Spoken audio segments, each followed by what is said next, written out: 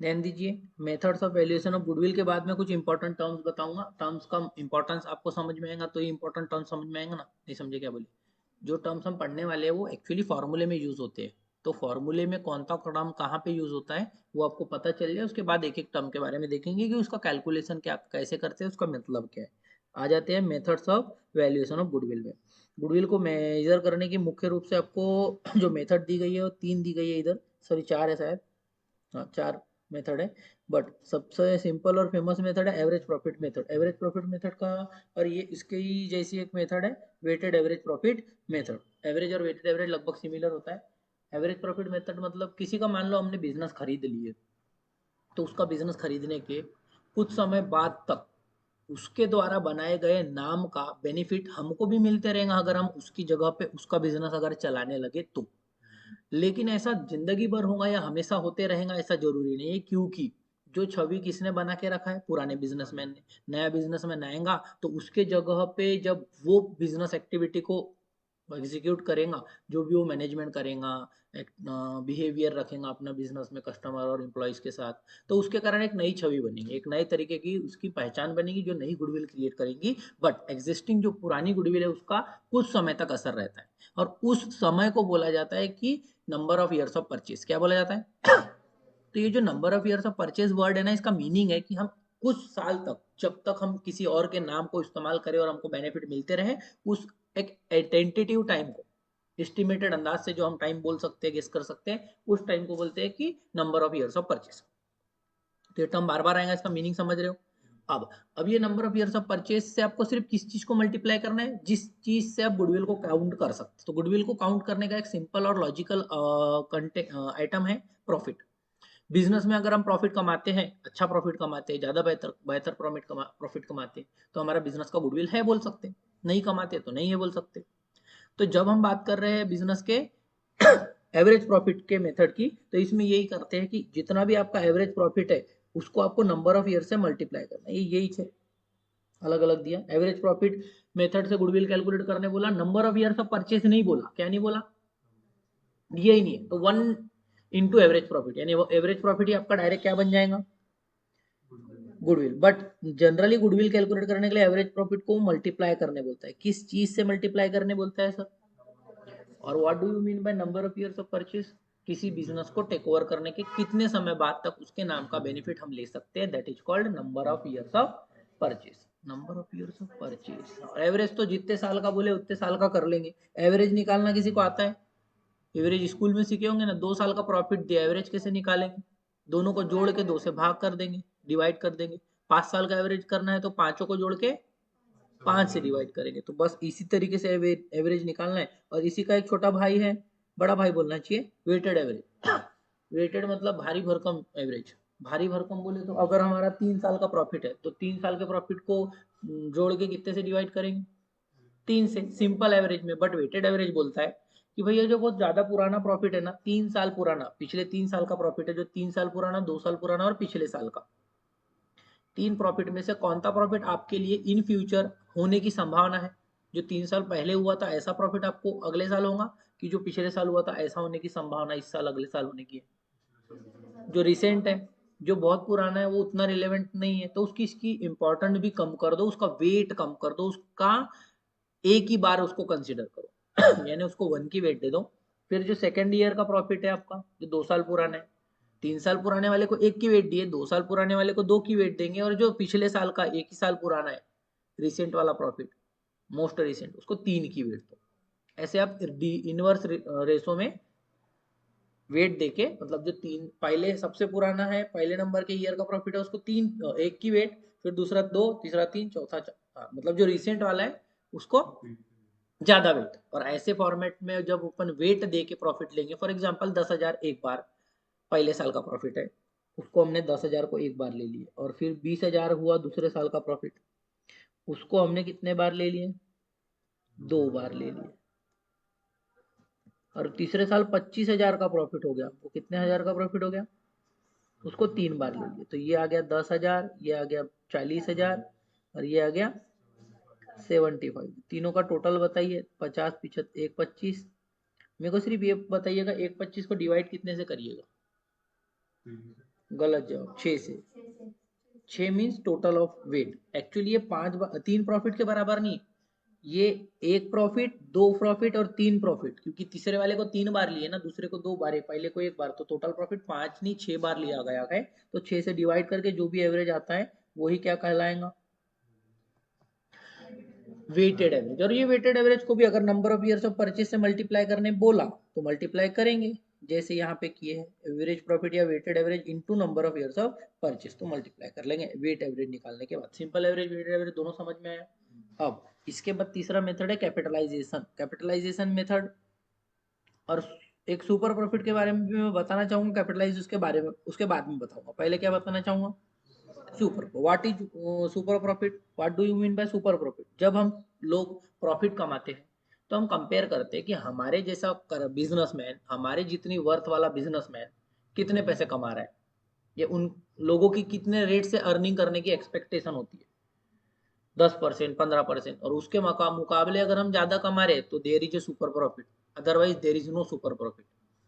और super profit, देखो average profit का तो फंडा एकदम सिंपल है, बट सुपर प्रॉफिट बनाने वाले या सुपर प्रॉफिट मेथड का कहना है कि भैया अगर हम नॉर्मल लोगों के जितना ही कमा रहे हैं ना, तो हमारे को गुडविल नहीं है बोलना चाहिए, या गुडविल की वैल्यू नहीं मानना चाहिए, क्योंकि हम जो नॉर्मल लोगों के जितना कमा रहे हैं तो हमारा कोई नाम अच्छा है क्या, ऐसा बोलना चाहिए क्या, नहीं। गुडविल तो तब बोलना चाहिए, नाम हमारा बिजनेस का मार्केट के अंदर है ऐसा तो तब बोलना चाहिए तब जब हमारे बिजनेस का प्रॉफिट नॉर्मल लोगों से ज्यादा है, एक्स्ट्रा है, मोर देन नॉर्मल प्रॉफिट अगर हम कमाते हैं, हमारा जो एवरेज अर्निंग है वो नॉर्मल से ऊपर है, उसी को हम क्या बोलेंगे, सुपर। और उस सुपर वाले प्रॉफिट की वैल्यूएशन के बेसिस पे हम गुडविल कैलकुलेट करेंगे, जैसे average into number of years of purchase किए वैसे ही क्या करेंगे sir, super profit into number of years of purchase. ये सुपर प्रॉफिट मेथड में हमको ये कैपिटलाइजेशन के बारे में बताया, मैं कुछ और बता रहा था, जो भी है मैं आपको बता देता हूँ, इधर लिखा कुछ और है मैं बता कुछ और रहा हूँ, बट मैं बता रहा हूँ सुपर प्रॉफिट मेथड में सुपर प्रॉफिट निकाल के उसी को आपको नंबर ऑफ ईयर, ये लिखा है यहाँ पे, number of years of purchase by super profit में goodwill is equal to super profit into number of years of purchase, average की जगह सुपर। और what is super, average profit minus normal profit. अब एवरेज को उसके पहले अभी आपको बताया हूँ, यहाँ पे एएपी क्यों लिखा है सर, एवरेज एडजस्टेड प्रॉफिट है वो। कई बार ऐसे प्रॉफिट होते हैं जिनमें हमारे कुछ एबनॉर्मल चीजें होती है जो हमारे को हर बार होने वाली नहीं है, तो जब हम एवरेज निकालते हैं तो हम उसको निकालते हैं from the point of view of future maintainability, भविष्य में ऐसा ही होगा ये मानकर हम प्रॉफिट को लेते हैं पास्ट के, कि फ्यूचर में भी इतना प्रॉफिट कमाएंगे तो इतने ईयर्स ऑफ परचेज से मल्टीप्लाई करके इतने इतनी वैल्यू प्रॉफिट की गुडविल रहेगी। तो जो फ्यूचर मेंटेनेबिलिटी के पॉइंट ऑफ व्यू से प्रॉफिट को लिया जा रहा है वो लेते समय जो प्रॉफिट पास्ट में हुआ है उसमें कोई ऐसी घटना हुई है, ऐसा लॉस हो गया है, ऐसी लॉटरी लग गई है जो एबनॉर्मल है, जो फ्यूचर में हर बार होने वाली नहीं है। फॉर एग्जाम्पल आग लग गई, लॉस हो गया, वो ऐसा लॉस हमेशा होगा क्या, तो आप उस लॉस को हटा दो जो एबनॉर्मल है, आग लगने से हुआ है, उसके बगैर जो प्रॉफिट है उस प्रॉफिट को हम बोलेंगे एडजस्टेड प्रॉफिट। और वैसे एडजस्ट किए हुए प्रॉफिट का हम क्या निकालेंगे, एवरेज। तो उस एवरेज प्रॉफिट को जो एडजस्ट करके निकाला हुआ एवरेज प्रॉफिट है उसको एएपी यानी एडजस्टेड एवरेज प्रॉफिट बोलते हैं, चाहे नॉर्मल एवरेज प्रॉफिट की मेथड हो, चाहे सुपर प्रॉफिट निकालते समय एवरेज प्रॉफिट की कैलकुलेशन हो, हम हमेशा एडजस्टेड प्रॉफिट ही एवरेज करते समय कंसिडर करेंगे। और एडजस्ट किसको करना है, जो एबनॉर्मल है। क्या होता है एबनॉर्मल, उसको थोड़ी देर बाद बताऊंगा। कई ऐसी चीजें रहती है जो हर साल के प्रॉफिट में आती है, और जैसे मान लो पास्ट ईयर में हम रेंट देते थे, फ्यूचर में हमारे बिल्डिंग खरीद लेने से अब रेंट देने की जरूरत, तो from the point of view of future maintainability जो रेंट हम देने से हमारा प्रॉफिट रिड्यूस हुआ था, अब उसको हम क्या करेंगे, एड बैक कर लेंगे, और बढ़े हुए प्रॉफिट को फ्यूचर मेंटेनेबिलिटी के पॉइंट ऑफ व्यू से एवरेज कंसीडर करेंगे, एवरेज निकालते समय एडजस्ट करेंगे। तो ये एक वर्ड याद रखिएगा, फ्यूचर मेंटेनेबल, जो फ्यूचर में होने वाला है या हो सकता है उसके आधार पे हम पुराने प्रॉफिट को एडजस्ट करेंगे, एडजस्ट करते समय, एडजस्टेड प्रॉफिट कैलकुलेट करते समय। एग्जांपल के थ्रू ज्यादा अच्छे से समझेंगे, थोड़ा इंतजार करो। वापस आ जाते हैं अपने एवरेज प्रॉफिट मेथड में। एवरेज प्रॉफिट का मतलब समझ गए आप लोग, एडजस्टेड एवरेज का भी समझ गए होंगे, प्रॉब्लम के थ्रू ज्यादा अच्छे से समझेंगे। नॉर्मल प्रॉफिट, अब नॉर्मल किसको बोलेंगे, जो नॉर्मल लोग कमाते हैं। और नॉर्मल प्रॉफिट या तो डायरेक्ट दिया रहेगा प्रश्न में, या तो बताएगा कि नॉर्मल रेट ऑफ रिटर्न कितना है NRR, नॉर्मल रेट ऑफ। अब ये नॉर्मल रेट ऑफ रिटर्न अगर प्रश्न में दे देता है तो ये तो हम 10% मान लो दे दिया normal rate of return, but किसका 10%, तो वो मल्टीप्लाई किया जाएगा कैपिटल एम्प्लॉयड से। किससे? अब ये कैपिटल एम्प्लॉयड क्या है सर? हमको कैपिटल पता है सर, जो ओनर बिजनेस में पैसे लगाते हैं उसको कैपिटल बोलते हैं, बट अदर देन ओनर का पैसा जो लॉन्ग टर्म के लिए हम बिजनेस में यूज कर रहे हैं वो वाला पैसा, यानी लोन और डिबेंचर का भी मिला अगर लेंगे तो वैसे वाले प्रॉफिट को हम क्या, सॉरी वैसे वाले फंड को हम क्या बोलेंगे? Capital employed.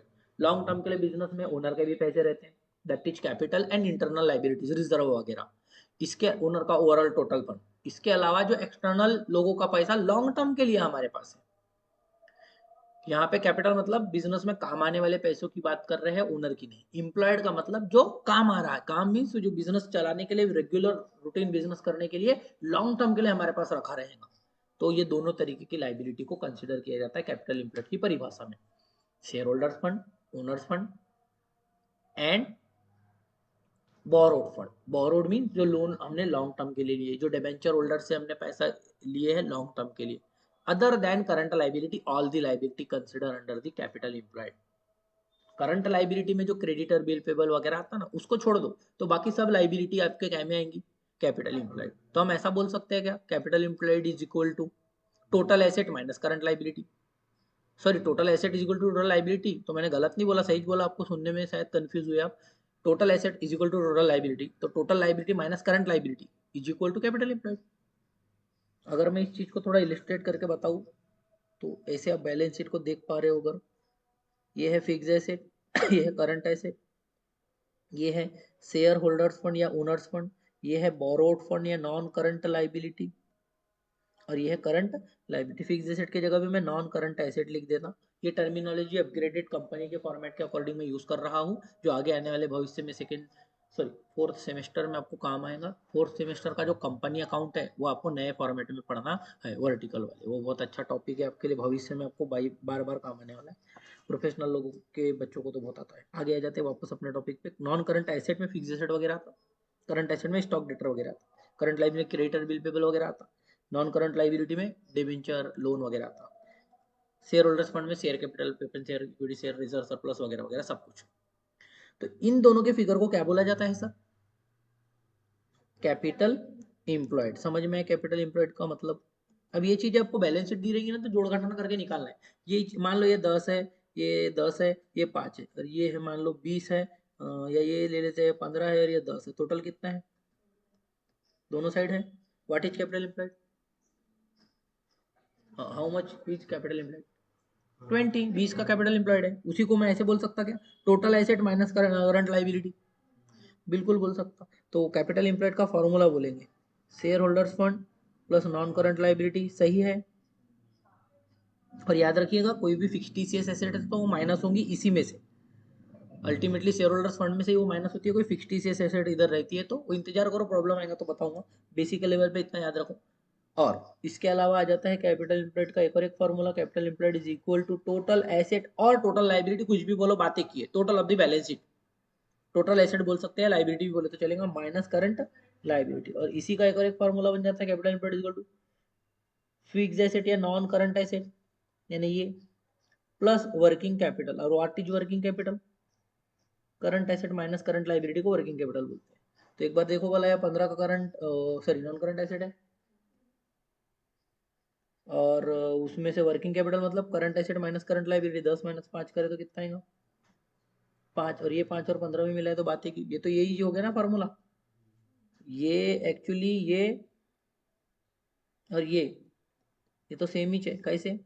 ये और इसमें का करंट एसेट, क्योंकि टोटल एसेट में करंट एसेट भी है, फिक्स एसेट भी है, एक ये हिस्सा है और एक ये है, जो दोनों मर्ज होके ये बनता। समझ में आया क्या? बोले कुछ भी नहीं समझे? पूर्वी क्या नहीं समझा? टेंजिबल एसेट कितनी है, सॉरी टोटल एसेट कितनी है? 25, और ये करंट लाइबिलिटी कितनी है? अब इसी 25 के दो टुकड़े करो। टोटल लाइबिलिटी के दो टुकड़े कौन से हैं? नॉन करंट लाइबिलिटी और current, sorry non current asset और करंट एसेट। टोटल एसेट के दो टुकड़े करो ना, तो ये 15 वाला और 10 वाला, ये भी अभी भी 25 ही है, और माइनस यहाँ पे प्लस वर्क, सॉरी माइनस लिखना था मैंने, प्लस कर दिया। ये वर्किंग कैपिटल का है, माइनस माइनस वर्किंग कैपिटल करना है। एक्चुअली में वर्किंग कैपिटल नहीं, मैं क्या लिख देता, करंट लाइबिलिटी लिख देता। करंट लाइबिलिटी कितनी है बताओ? 5। तो जो ये दो चीज है ना, ये दो चीज को ही क्या बोलते हैं, working capital, current asset minus current liability, और ये तो नॉन करंट आ गया, तो वो एक ही चीज, अलग नहीं है। प्रॉब्लम के थ्रू चीजें समझेंगे, एक्चुअली अलग अलग तरीके से कंपनी क्वेश्चन में घुमा के देता है, तो कैपिटल एम्प्लॉयड आपको निकालते आना चाहिए। सर ये कैपिटल एम्प्लॉयड का करना क्या है, इसी को मल्टीप्लाई करना है नॉर्मल रेट ऑफ रिटर्न से, कि भैया आपने बिजनेस में जो कैपिटल एम्प्लॉयड है, आपका लॉन्ग टर्म के लिए बिजनेस में लगा हुआ पैसा, उसका मान लो 10% normal rate of return, that is expected rate of return है, average rate of return, expected rate of return, normal, अलग अलग शब्द क्वेश्चन में यूज करेंगे। आपने को ये समझना है कि इतना नॉर्मल लोग एक्सपेक्ट करते हैं कमाने के लिए, जरूरी नहीं है normal rate of return word लिख के आए, एवरेज रेट ऑफ रिटर्न भी लिख के आ सकता है, या रेट ऑफ अर्निंग, या rate of dividend in the similar company, से अलग अलग वर्ड से वो आपको अर्निंग के रेट के बारे में बताएंगे, और वो अर्निंग का रेट हमारे को यहाँ पे कंसिडर करना है, इनटू कर देना है कैपिटल एम्प्लॉयड से, तो नॉर्मल प्रॉफिट आ जाएगा। और ये नॉर्मल प्रॉफिट और हमारे एवरेज प्रॉफिट में जो अंतर है, अगर हमारा average profit, adjusted average profit normal के ऊपर है, तभी हम बोल सकते हैं हमारा प्रॉफिट सुपर है, और वो सुपर प्रॉफिट मेथड में तभी गुडविल निकाली जा सकती है। और सुपर प्रॉफिट मेथड बोलता ही है कि भैया हम ज्यादा कमाते तो गुडविल है, नहीं है तो देयर इज नो गुडविल, ऐसा भी हो सकता है। समझ में आया? तो आपको मैंने ये तीन मेथड बता दिया, इसकी प्रॉब्लम पहले करते, कैपिटलाइजेशन को लास्ट में पढ़ाता हूँ। एवरेज प्रॉफिट सिंपल वाला, weighted average profit, super profit. Average profit तो इजीली आ जाएगा, वेटेड भी इजीली आ जाएगा। जब सुपर प्रॉफिट निकाला जाएगा तो एवरेज तभी भी निकाला जाएगा, बट उसके लिए एक बार और नॉर्मल निकाला जाएगा, नॉर्मल के लिए कैपिटल इनकम पता करना पड़ेगा, और नॉर्मल रेट ऑफ दिया रहेगा। तो बताइए ये जो टर्मिनोलॉजी दिए, इसमें से क्या क्या आपको समझ में ऑलरेडी आ चुका है? एवरेज एडजस्टेड प्रॉफिट का मतलब समझ गया, जो भी एवरेज रहेगा उसमें कुछ चीजें एडजस्ट की जाएंगी जो एबनॉर्मल नेचर की। देखो, expenses and loss incurred so far, ये अब तक जो खर्चा हुआ, but not likely to be incurred in future, but future में नहीं होने वाला है, जैसा कि मैंने थोड़ी देर पहले आपको रेंट का एग्जांपल दिया था, एग्जांपल उसको हम ऐड कर रहे हैं। ऐड क्यों कर रहे हैं? क्योंकि ये खर्चा फ्यूचर में नहीं होने से फ्यूचर का प्रॉफिट बड़ा हुआ आएगा, और फ्यूचर मेंटेनेबिलिटी के हिसाब से इसको हम क्या कर रहे हैं, add. Income and gain not earn so far, जो ऐसी इनकम है जो हमारे पहले तो नहीं कमाए, but likely to be earn in the future, future में वो कमाने वाले, तो फ्यूचर में हमारा बड़ा प्रॉफिट आएगा, तो बड़े हुए प्रॉफिट के जैसा कैलकुलेट करने के लिए हमारे पुराने वाले प्रॉफिट में हम ऐड कर लेंगे। इस दोनों का लॉजिक समझेंगे तो इजी लगेगा। लॉजिक क्या है? फ्यूचर मेंटेनेबिलिटी, कि भैया भविष्य में फ्यूचर कैसा प्रॉफिट कैसा हो सकता है, अगर बड़ा हुआ रहने वाला है तो उसको भी बढ़ा लो एवरेज को लास्ट के,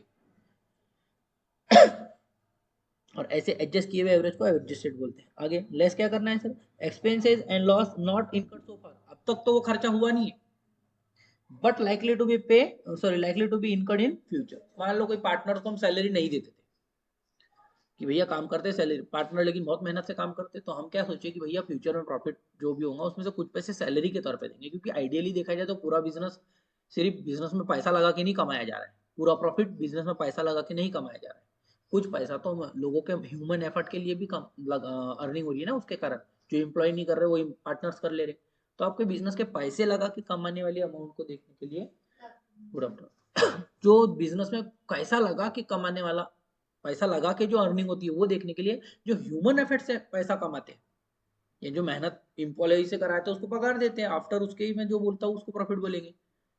मैंने अगर 1 लाख कमाया, एम्प्लॉय को 20,000 दे दिया सैलरी, तो मैं तो बिजनेस करके पैसा लगा के तो 80,000 ही कमा रहा, बट वही एम्प्लॉय की जगह सैलरी पे बेसिस, सॉरी पार्टनर्स काम कर रहे हैं, तो हम उनको सैलरी नहीं देते थे।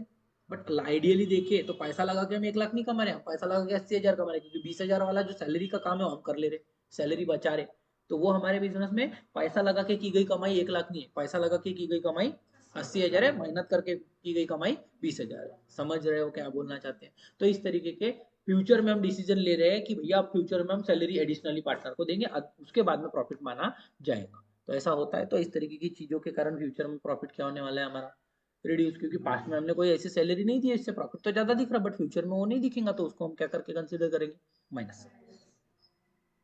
Income and gain earn so far, अब तक तो वो कमाई होती थी, मान लो हमने कोई रेंट पे जगह देके रखे थे, फैक्ट्री की खाली जगह, बट अब बिजनेस हम क्या करने वाले, उसमें यूज करने की जरूरत पड़ रही है, तो वो जगह हम रेंट पे नहीं देंगे, रेंट फ्यूचर में मिलने वाला नहीं है, तो net likely to be earn future है तो उसको माइनस कर देंगे। इस तरीके से एवरेज एडजस्ट किया जाएगा। लॉजिक इन सब का आपको समझ में आया? अगर आग लगी है तो फ्यूचर में आग लगेगी क्या? नहीं, फ्यूचर में थोड़ी आग लगेगी, तो इस तरीके के आग लगे वाले लॉस को वापस एड बैक कर लेंगे। मान लो लॉटरी लग गई थी किसी ईयर में, तो उसका प्रॉफिट बढ़ गया था, फ्यूचर में लॉटरी लगेगी क्या?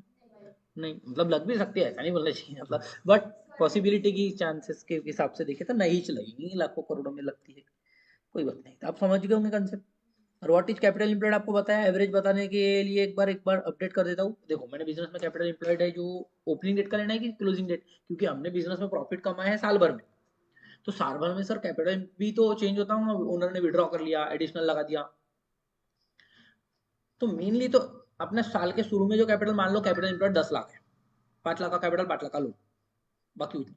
अब ये 10 लाख का प्रॉफिट में साल के आखिरी में मान लो 2 लाख का प्रॉफिट कमा लिया, कैपिटल जो 10 लाख का है कैपिटल एम्प्लॉयड, वो 10 लाख में 2 लाख रुपए प्रॉफिट कैपिटल में ऐड हो जाता है, तो 12 लाख हो जाएंगे।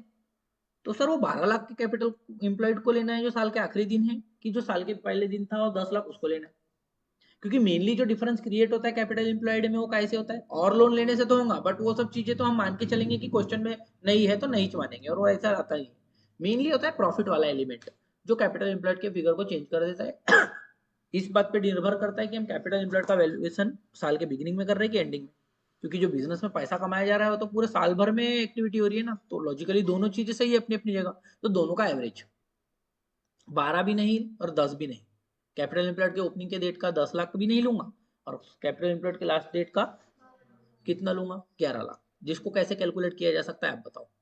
11 इज इक्वल टू 10 प्लस 12 बटा 2, 10 प्लस 12 22 बटा 2 11, समझ में आ रहा, मतलब 10 प्लस 12 22 डिवाइडेड बाई 2, उसका एवरेज आएगा ना। या ऐसा कर सकते हैं कि 10 10 में जो 2 जुड़ रहा उसका आधा ही जोड़ो, या 12 में जो 2 जुड़ चुका है उसका आधा घटा दो, तो ये फॉर्मूला अलग से दिए हैं। एवरेज कैपिटल एम्प्लॉयड का ओपनिंग प्लस क्लोजिंग डिवाइड दो, बोलो 12 प्लस 10 बटा 2 कितना होता है, 10 प्लस 12 बटा 2 बराबर 22 बटा 2 बराबर 11, समझ में आ रहा। ओपनिंग कैपिटल यानी 10, बोलो 10 बोलो, प्लस आधा प्रॉफिट 2 लाख, तो एक 10 और एक, या क्लोजिंग कैपिटल कितना बोलो 12 माइनस आधा। ये कब करना है लेकिन, जब प्रॉफिट बिजनेस से विड्रॉ नहीं होता है, जब प्रॉफिट बिजनेस से विड्रॉ, मान लो हम ऐसे बिजनेस की कैपिटल एम्प्लॉयड की कैलकुलेशन कर रहे हैं जहां पे प्रॉफिट बिजनेस से विड्रॉ हो जाता, what do you mean by withdrawal of the profit, कि भैया हम जो कमाते हैं ना वो हम वापस 10 का 12 नहीं करते कैपिटल, ओनर को घर चलाने के लिए, खाना खाने के लिए उसको पैसा लेके जाना है, तो वो जो कमाया हुआ पैसा वो घर लेके चले जाता है, तो 10 का 10 ही रहेगा ना। तब इस प्रकार के जो एडजस्टमेंट है ये करने की जरूरत, ये कर भी लिए तो फर्क नहीं पड़ेगा, क्योंकि 10 प्लस 10 बटा 2 10 ही जाएगा, 20 बटा 2, समझ रहे हो। तो एक इंपॉर्टेंट चीज, क्या प्रॉफिट बिजनेस से विड्रॉ कर लिया गया है, ऐसा क्वेश्चन में दिया हो तो याद रखिएगा एवरेज कैपिटल एम्प्लॉयड और क्लोजिंग कैपिटल ओपनिंग कैपिटल सब एक ही है, क्योंकि प्रॉफिट विड्रॉ हो रहा। और अगर स्पेशली बोला है कि profit is not withdrawn from the business, तो याद रखिएगा ये वाले एडजस्टमेंट को करना है, कुछ भी करो तीनों में से तीनों आंसर एक ही चाहते हैं, 11, समझ रहे हो। बट कई बार ऐसा होता है कि अपने को क्वेश्चन में कुछ दिया ही नहीं रहता, हिंट से अज्यूम करके समझना पड़ता है, और ऐसे केस में सेफ अजम्पशन क्या है, assume, it is assume that the profit is withdrawn from the business, simple. जो भी आपको बैलेंस शीट दिया है उसी से कैपिटल इनपुट निकालो, उसी को एवरेज मान लो, ये मान के कि जो भी कैपिटल फिर प्रॉफिट वगैरह होता है उसको विड्रॉ कर लिया जाता है। समझ में आया लॉजिक क्या बोले, तो ये चीजें आपको क्वेश्चन में देखने को मिलेंगी, कई बार वो एडजस्ट करेंगे और कई बार पीछे उसके लॉजिक क्या है कि वो अज्यूम क्या कर रहा है, तो ये थोड़ी सी टेक्निकल चीजें हैं, और अब एग्जाम में जब आंसर करोगे ना तो assumption is very important from the point of view scoring, आपका जो मार्क मिलने वाला है वो आपके एजम्पशन पे डिपेंड करेगा, वही आंसर सही और वही आंसर गलत साबित हो जाएगा आपने अज्यूम किए या नहीं किए इस बात के ऊपर। तो चीजें आपको समझेंगे, मैं आपको कुछ प्रॉब्लम आपको बताऊंगा तो आगे, ये सब चीजें दी गई है, आप खुश रहो, समझ जाओगे। नॉर्मल रेट ऑफ रिटर्न के बारे में थोड़ी देर पहले बताया, समझ गए थे, हाउ बोल दो, हाँ ठीक है। नॉर्मल प्रॉफिट का मतलब फार्मूला क्या है बोलो, capital employed normal rate of return, थोड़ी देर पहले बताया था ना आपको। तो जो भी अपने कैपिटल एम्प्लॉयड है into normal rate of return से नॉर्मल प्रॉफिट आएगा। मान लो अपने बिजनेस में 10 लाख का कैपिटल एम्प्लॉयड है, नॉर्मल रेट ऑफ रिटर्न 10% है, कि भैया लोग जो पैसा बिजनेस में लगाते हैं उस पर 10% उनकी रिटर्न उनकी एक्सपेक्टेशन होती है, तो 10 लाख का 10% अर्थात 1 लाख रुपए आपका नॉर्मल प्रॉफिट है, और एवरेज आप लोग 1.5 लाख कमा रहे, तो आप 50,000 ज्यादा कमा रहे, उसी 50 को क्या नाम दूं, सुपर प्रॉफिट, उसको number of years of purchase जितना बोला मल्टीप्लाई करो, गुडविल आ गया, समझ गए आगे। सुपर प्रॉफिट का मतलब वगैरह बताया, तो वापस आ जाते हैं अब अपने तीनों मेथड के प्रॉब्लम करेंगे। सिंपली दो ही बोलना चाहिए, एवरेज और सुपर। एवरेज के दो टाइप है, एवरेज सिंपल वाला और एवरेज, तो ये है क्वेश्चन नंबर 1, फटाफट फटाफट करूंगा, मैं मान के चलूंगा कि आप लोग कैलकुलेटर निकाल के रखोगे और तुरंत तुरंत कैलकुलेट करोगे, जरूरत पड़ी तो। कई चीजें तो आपको शायद जरूरत ही ना पड़े, देखते हैं क्या लिखा है और हमने क्या पढ़े। From the following information, compute the value, compute the goodwill of the firm, goodwill of the firm value calculate करने बोला है। The net profit of 8 year R S follow, 8 साल का नेट प्रॉफिट दिया हुआ है। 2011 2000 है, 2011 का 2002 कर दिया, 3 कर दिया, 5 कर दिया। ए भाई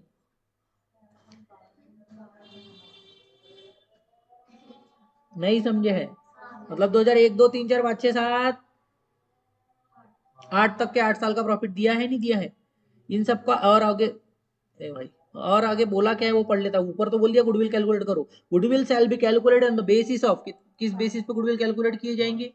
5 इयर्स परचेज, मतलब जो मल्टीप्लाई करेंगे ना वो 5 से करेंगे, किस चीज को? Of average net profit. तो एवरेज प्रॉफिट निकालेंगे, 8 साल का प्रॉफिट दिया तो एवरेज कितने साल का निकालेंगे? 8 साल का। और एवरेज आने के बाद into number of years of purchase का मतलब बताया था, कितने साल तक किसी का बिजनेस खरीदने से जो नाम का फायदा मिलता रहता है फायदा, उसको टाइम को बोलते हैं number of years of purchase. तो सिंपली आप 8 का एवरेज करो तुरंत कैलकुलेटर से। ये इधर दिख रहा है, डायरेक्ट कर दो कि आप लोग करना चाहोगे? दिख गया ना, क्या देखते हैं उसमें कैलकुलेट करके, होगा तो गलत होगा, क्या हो जाएगा उससे? तो ये 22,000 गुडविल है, समझ में आया क्या? गलत समझे, ये 22,000 गुडविल है ही नहीं, क्योंकि सही बोले एवरेज प्रॉफिट। इसी एवरेज को नंबर ऑफ 5 से मल्टीप्लाई करेंगे तो गुडविल आएगा। समझ में आया? 1,10,000 गुडविल है, इस बार सही समझा। आगे वेटेड एवरेज प्रॉफिट में क्या करना है देख के समझते हैं। Then profit of ABC for the last year were as follow, 2013 14 15 16 17 18, तो ये 6 साल का प्रॉफिट दिया हुआ है, 12 से लेकर 25 तक। समझ के क्या बोला? और आगे क्या लिखा है क्वेश्चन में पढ़ता हूँ। Compute the value of goodwill on the basis of, sorry, of the company on the basis of 5 years purchase. कितने इयर्स परचेज? यानी अभी भी 5 से मल्टीप्लाई करना है। अब तक की जानकारी को देखें तो सिंपली 6 को जोड़ के, 6 प्रॉफिट को जोड़ के 6 से डिवाइड करो, एवरेज आएगा, इंटू 5 से मल्टीप्लाई कर दो। लेकिन ये कौन सा एवरेज प्रॉफिट है सर? Of weighted average. तो अब वेटेड एवरेज बोलो तो वेट कितने की देना है? आइडियली कुछ नहीं बोला तो अपने मन से वेट, सिर्फ वेटेड बोल के खत्म कर दिया, वेट ना बताए। इसमें तो आगे बताया वैसे, बट जिस प्रश्न में वेट ना बताए तो आपको सबसे पुराने को 1 देकर कितने साल है उतने तक का वेट, 6 साल है तो 1 2 3 4 5 6, इस तरीके से 6 तक जोड़ेंगे तो 21 आता है। उस सर के प्रोडक्ट को डिवाइड करेंगे 21 से, जब जाके एवरेज आएगा। क्या बोला लिख के बताता, इंतजार करो आगे। वैसे अभी वेट कितनी दिए after assigning weight? 1 2 3 4 5 6। Similarly to profit, बताइए ना, ये 12,000 को कितने का वेट दूं? इधर, इधर, इधर, इधर, इधर। आप इधर लिख दीजिएगा पेपर में, आंसर थोड़ा प्रेजेंट कर लीजिएगा। ईयर एज इट इज लिख दीजिएगा, प्रॉफिट इनटू इधर यहाँ पे वेट का कॉलम बनाने का, और इधर बनाने का काय का कॉलम? प्रोडक्ट। प्रोडक्ट मतलब वेट और अमाउंट का मल्टीप्लीकेशन। तो करिए दोनों का मल्टीप्लीकेशन, 12 एक 15 दूनी 16 तिया 20 चौके 14 पंचे 25 छम 150 है। करिए टोटल, ये 1.5 लाख, ये 1.5 लाख, 3 लाख, 3 और ये 80,000 और ये 90,000, 390। नहीं समझे? डिवाइडेड बाय वेट, 21 कहाँ से आया? 1 2 3 4 10 5 15 और 6 21, 21 से डिवाइड करके बताइए। कुछ भी बोल दीजिए, जिसके पास दिमाग है वो बोल सकता है, नहीं तो मतलब नहीं बोलेंगे।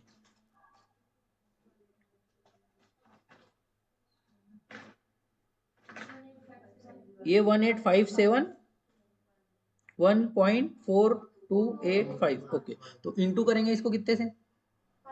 5 से, क्योंकि number of years of purchase 5 दिया है। इतना आता है, बताइए। 92,857.142857, ठीक है ना? तो ये जो भी आता है क्या बन गया?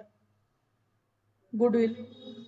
390 18,500, इसमें राउंड अप करके कर लिया, तो इसका फाइनल आंसर में 92,900, सॉरी 92,855 करके उसको किया। अपन परफेक्ट भी कर लेंगे तो कोई गलती नहीं है, चलेगा। ये समझ में आया क्या? वेटेड भारी है कि सिंपल भारी है?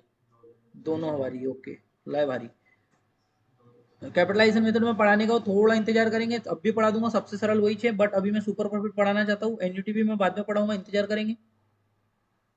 आगे सुपर प्रॉफिट है क्या? सुपर प्रॉफिट देख लेता हूँ। ये आ गया सुपर प्रॉफिट।